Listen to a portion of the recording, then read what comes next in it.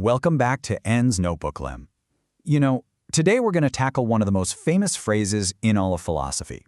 I think, therefore I am. But listen, this isn't just some abstract idea you memorize for a test. No, it's the incredible climax of a dramatic personal quest for absolute certainty, a quest undertaken by the brilliant Rene Descartes. So in this explainer, we're going to follow his journey, right from his own revolutionary book, Discourse on the Method. We'll see how he literally tore down the entire structure of knowledge just to find one single truth he couldn't doubt.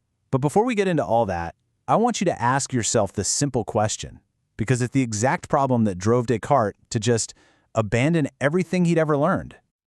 All right, so our story kicks off with a crisis. I mean, a real crisis of confidence. A young Descartes, he finishes his education at one of the best schools in Europe, only to come to this just devastating conclusion.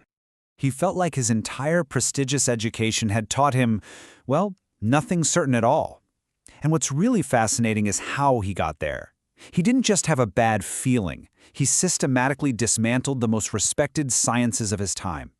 So he looks at philosophy, right? And all he sees is endless debate. I mean, not a single thing that everyone could agree on. Then he looks at math. He loved it. He admired its certainty. But he was just blown away that these super strong, solid foundations hadn't been used to build anything loftier. In theology, well, he figured its truths were just beyond human reason anyway. So what's the takeaway? He decided philosophy was basically a house of cards, and since all the other sciences were built on top of it, they were just as shaky. He knew he had to start completely over, from scratch. So what does he do? He literally abandons his books, spends years traveling, visiting courts and armies, talking to all sorts of people from different walks of life.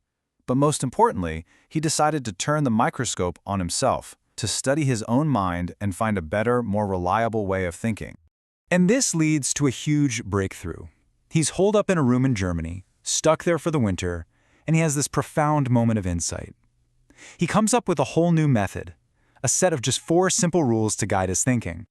And his goal here was basically to create a toolkit for thinking, something you could apply to any problem and build knowledge with the same kind of certainty as a math proof. So, Rule 1. Don't accept anything as true unless you are absolutely 100% sure there's no room for doubt. Rule 2. Break every problem down into as many small pieces as you can. Make it manageable. 3. Start with the simplest little pieces and slowly work your way up to the more complex stuff step by step. And finally, number 4. Be meticulous. Go over everything so completely that you are positive you haven't missed a thing.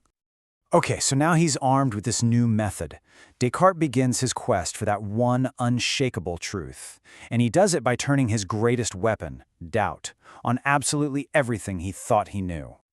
First up, his senses. You know how it is, right? Our senses can fool us. A stick in water looks bent. A far-off tower might look round when it's actually square. So, Descartes decided to just go all in and suppose that his senses always deceive him.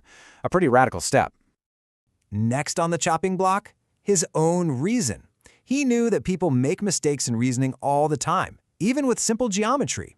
He figured, hey, I'm just as likely to mess up as anyone else. So, poof, he rejected all his past arguments as potentially false. And finally, he takes on reality itself. Think about it. The thoughts we have when we're awake, we can have those exact same thoughts when we're dreaming. So, he asks, what real proof do we have that we're not just in one long, elaborate dream right now? So at this point, just to recap, Descartes has doubted the existence of the world, his own body, even the idea of truth itself. He's basically in this abyss of total uncertainty. And it's right there, in that void, that he makes his world-changing discovery. Cogito ergo sum. I think, therefore I am. I mean, even as he was trying to convince himself that everything was false, he noticed something. The very act of him thinking that everything was false proved that he, the one doing the thinking, had to exist.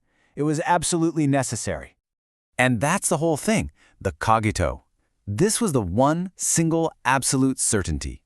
The act of thinking proves the existence of the thinker.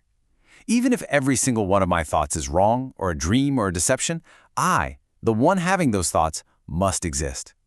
This truth was so solid, so evident, that no skeptical argument could even touch it. This was it. This was the firm foundation, the very first principle for his new philosophy. And from this one single point of certainty, he drew a pretty huge conclusion. He decided that he was a substance whose entire nature was just to think. This I, this mind, was completely separate from the body.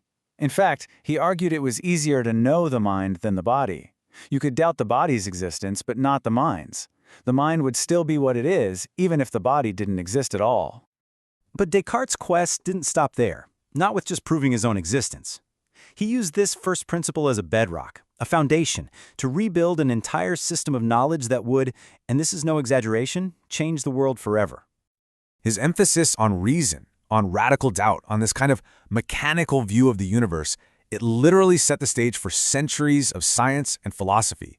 It helped fuel the scientific revolution, inspiring thinkers like Isaac Newton. It was the engine behind the Enlightenment's focus on individual reason over blind tradition. And honestly, his ideas are still echoing today. And that brings us to a final and pretty provocative thought. Descartes himself argued that even a perfect machine could never be a true thinking thing. He had two tests for it. First, he said it could never use language creatively, to really express thoughts the way we do. And second, while it might be amazing at one or two specific tasks, it would fail at others because it lacks that universal reason we have. But now, with how fast technology is advancing, his centuries-old question is more relevant than ever. So I'll leave you with this. If a machine can use language and reason, does that mean it exists in the same way we do? If this topic has captured your interest and you'd like to dive deeper, the book is called Discourse on the Method by Rene Descartes.